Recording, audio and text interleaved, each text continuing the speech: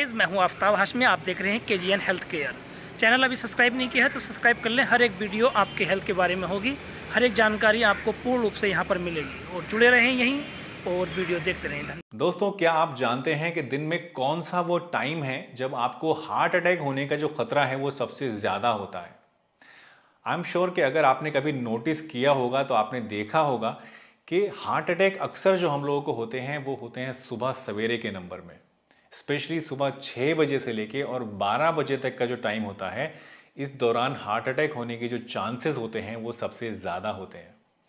2010 में हार्वर्ड में एक स्टडी हुई थी जिसमें यह पाया गया कि सुबह 6 बजे से लेके 12 बजे तक का जो टाइम है, इस दौरान आपके अंदर हार्ट अटैक होने का जो रिस्क है वो करीब 40% तक ज़्यादा होता है। और अगर इस टाइम पीरियड को हम और ज़्यादा नैरो करें तो हम देखेंगे कि सुबह सवेरे जब हम उठते हैं तो उसके बाद जो फर्स्ट 3 आवर्स होते हैं, उस दौरान जो अटैक होने का ख़तरा है वो और भी ज़्यादा होता है, करीब 3 गुना तक और ज़्यादा होता है। बट ऐसा क्यों होता है? क्यों ज़्यादातर हार्ट अटैक सुबह सवेरे के नंबर में आते हैं? आज की इस वीडियो में दोस्तों हम इसी बारे में बात करने वाले हैं, जहां मैं आपको बताऊंगा इसका रीज़न कि किस कारण से सुबह सवेरे ज़्यादा आपको ये प्रॉब्लम्स हो सकती हैं। और इसके साथ साथ हम ये भी डिस्कस करेंगे कि क्या कोई ऐसा मेजर है, क्या कोई ऐसा तरीका है जिसको अपना के हम इससे अपने आप को सेफ रख सकते हैं। तो चलिए दोस्तों, बिना किसी देरी के इस इंटरेस्टिंग वीडियो को शुरू करता हूं। लेकिन उससे पहले अगर इस चैनल पर आप नए हैं और पहली बार वीडियो देख रहे हैं तो चैनल को सब्सक्राइब ज़रूर कर लीजिए। और अगर वीडियो पसंद आए तो इसमें एंड पे लाइक ज़रूर करिएगा, और कोई कमेंट या कोई थॉट्स हो तो वो भी हमारे साथ ज़रूर शेयर करिएगा। तो चलिए दोस्तों, बिना किसी देरी के इस वीडियो को शुरू करते हैं।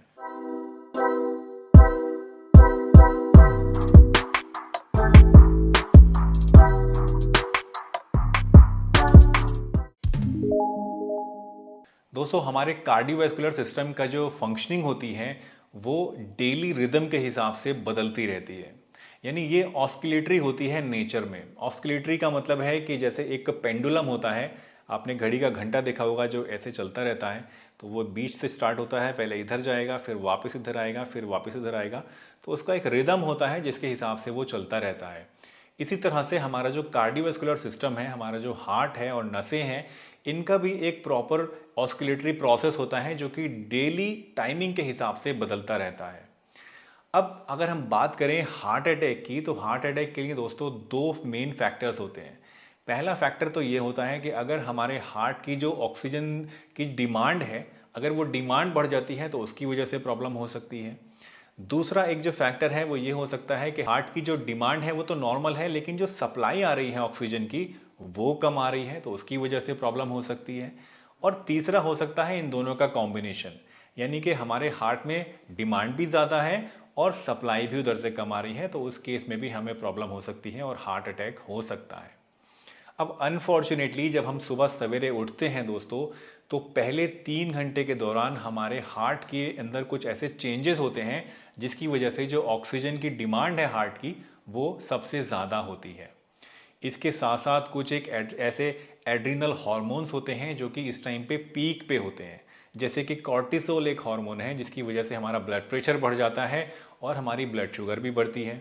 इसके साथ साथ एड्रिनलिन एक हार्मोन होता है जिसकी वजह से अगेन हमारा ब्लड प्रेशर बढ़ता है और हमारे जो हार्ट रेट है, हमारे जो दिल की धड़कने की गति है वो बढ़ जाती है। और इसके साथ साथ एड्रिनलिन हमारे जो ब्लड वेसल्स हैं उनको कॉन्स्ट्रिक्ट करने का काम करता है, उनको नैरो करने का, सिकोड़ने का काम करता है। तो इसकी वजह से क्या हुआ, इससे क्या पता लगा? इससे पता ये लगा कि जब हम सुबह सवेरे उठते हैं तो उस दौरान हमारे हार्ट की जो ऑक्सीजन की डिमांड है वो सबसे ज़्यादा है, जैसा कि मैंने आपको बताया।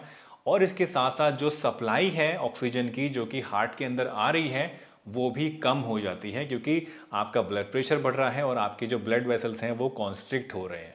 और ये दोनों ही फैक्टर्स मिलके एक बहुत बड़ा प्रेसिपिटेटिंग कारण बनते हैं आपके अंदर हार्ट अटैक के रिस्क को बढ़ाने के लिए। दोस्तों, हमारी बॉडी के अंदर एक चीज़ पाई जाती है जिसको बोलते हैं प्लेटलेट्स। आई एम श्योर कि डेंगू के आने के बाद आपने प्लेटलेट्स का नाम तो सुन ही लिया होगा। प्लेटलेट्स एक तरह की सेल्स होती हैं हमारे ब्लड के अंदर जो कि थक्का जमाने का काम करती हैं। अब नॉर्मली एक हेल्दी इंसान के लिए ये बहुत ज़रूरी प्रोसेस है, क्योंकि अगर हमारे अंदर कभी कोई चोट लगती है और ब्लड लॉस होता है तो ये प्लेटलेट्स ही आके वहाँ पे चिपकते हैं उस जख्म के ऊपर और उस जगह से ब्लड का जो लॉस है उसको रोक देते हैं और ये हमारे लिए अच्छा है। लेकिन अगर ये प्लेटलेट्स हमारी बॉडी के अंदर ही आपस में चिपकने लगें, जमने लगें और एक थ्रोम्बस बना लें, थ्रोम्बस यानी एक मास जैसा बना लें, एक थक्का बना लें, तो ये थक्का हमारी नसों के अंदर जम सकता है और हमारी ब्लड की जो सप्लाई है किसी भी ऑर्गन की उसको रोक सकता है। अगर ये थक्का हमारे कोरोनरी आर्टरी में बनता है जो कि दिल की आर्टरी होती है, तो उसकी वजह से हमें हार्ट अटैक भी हो सकता है। अब अगर हम बात करें सुबह सवेरे की, तो दोस्तों सुबह सवेरे जब हम उठते हैं तो पहले 3 घंटे जो होते हैं इसके दौरान हमारे प्लेटलेट्स के अंदर जो कैपेसिटी होती है आपस में चिपकने की वो भी ज़्यादा बढ़ जाती है और नसों की दीवारों से चिपकने की जो इनकी कैपेसिटी होती है वो भी बढ़ जाती है। अब यूजुअली क्या होता है, हमारी बॉडी के अंदर एक प्रोसेस होता है फाइब्रिनोलिसिस। ये एक ऐसा प्रोसेस है जिसकी वजह से ये जो चिपकना है इसको हमारी बॉडी अपने आप ही क्लीन करती रहती है। लेकिन सुबह सवेरे जब हम उठते हैं दोस्तों, तो एक और जो निगेटिव चीज़ आपको मैं बताने वाला हूँ वो ये कि ये फाइब्रिनोलिसिस की जो प्रोसेस होता है ये सुबह के टाइम में सबसे ज़्यादा कम होता है। तो जो चिपकने की कैपेसिटी है वो तो बढ़ रही है, प्लेटलेट्स की आपस में जमने की जो कैपेसिटी है वो भी बढ़ रही है, लेकिन उनको क्लियर करने की जो हमारी बॉडी की कैपेसिटी है वो कम हो रही है। तो इसकी वजह से क्या होता है कि जो चांसेस हैं आपस में प्लेटलेट्स की चिपकने के और हमारी नसों को ब्लॉक करने के वो ज़्यादा हो जाते हैं। और इसकी वजह से क्या होता है, ये थ्रोम्बस बन जाता है और हमारी आर्टरीज में जम जाता है और उसकी वजह से जो ऑक्सीजन की सप्लाई है ब्लड की हमारे दिल को वो कम हो जाती है। और चूंकि ऑलरेडी हमारी जो दिल की ऑक्सीजन की डिमांड है वो ज़्यादा है, तो उसकी वजह से ये दोनों चीज़ें मिल के हार्ट अटैक का रिस्क जो है उसको बढ़ा देती हैं। अब अगर हम बात करें एक नॉर्मल हेल्दी इंसान की, तो उसके अंदर ये चीज़ें इतनी ज़्यादा सिग्निफिकेंट नहीं होती हैं और उसको पता भी नहीं चलता कि ये क्या क्या उसके अंदर हो रहा है। ये अपने आप ही होती भी हैं चीज़ें और फिर ठीक भी हो जाती हैं। अगर आपकी आर्टरीज़ के अंदर कोई प्लैक फॉर्मेशन हुआ है ऑलरेडी, अगर आपकी जो आर्टरीज़ हैं वो सख्त हो रही हैं, अगर आप स्मोकिंग ज़्यादा करते हैं, अगर आपका कोलेस्ट्रॉल ज़्यादा बढ़ा हुआ है, या अगर आपके अंदर कोई स्टेंट डला हुआ है, या आपको कोई और प्रॉब्लम है जो कि आपके हार्ट से रिलेटेड है, तो उस केस में आपके अंदर रिस्क बहुत ज़्यादा बढ़ जाता है और ऐसे लोगों के अंदर ही असल प्रॉब्लम्स फेस करनी पड़ती हैं। तो अगर ये सारी चीज़ें जिनके बारे में अभी हमने बात करी कि आपकी जो सप्लाई है वो कम हो रही है, जो डिमांड है वो बढ़ रही है, अंदर थ्रोम्बस भी बन रहा है, अगर ये सारी चीज़ें खुदा न खास्ता आपके अंदर एक साथ हो जाती हैं सुबह में और एक साथ पीक कर जाती हैं, तो उसी समय आपको हार्ट अटैक हो जाता है। और यही रीज़न है कि सुबह सुबह हार्ट अटैक होने का जो खतरा है वो सबसे ज़्यादा होता है। दोस्तों अब एक सवाल जो शायद आपके मन में आ रहा होगा वो ये कि भाई ठीक है, सुबह सवेरे जब हम उठ रहे हैं उसके 3 घंटे के अंदर अंदर तो ये प्रॉब्लम्स हो रही हैं हमें, इसका रीज़न भी आपने बता दिया, बट कुछ लोगों के अंदर तो सोते सोते भी हार्ट अटैक हो जाते हैं। कई बार तो सोते सोते ही इंसान को हार्ट अटैक आ जाता है, उसे पता ही नहीं चलता और डेथ हो जाती है। या फिर कभी कभी सोते सोते सीने में दर्द होता है और बंदा उठ जाता है और पता लगता है कि उसको हार्ट अटैक हो रहा था। तो सोते सोते हार्ट अटैक क्यों होता है? देखिए, अगर हम बात करें स्लीप के टाइम पे आपको हार्ट अटैक होने की, तो सबसे ज़्यादा जो रिस्क आपको होता है सोते समय हार्ट अटैक होने का वो होता है late part of the night में। यानी सुबह सुबह जब हम उठने वाले होते हैं उससे 1-2 घंटे पहले का जो टाइम होता है ये सबसे ज़्यादा रिस्की होता है हार्ट अटैक्स के लिए। अब आप पूछेंगे कि ऐसा क्यों होता है?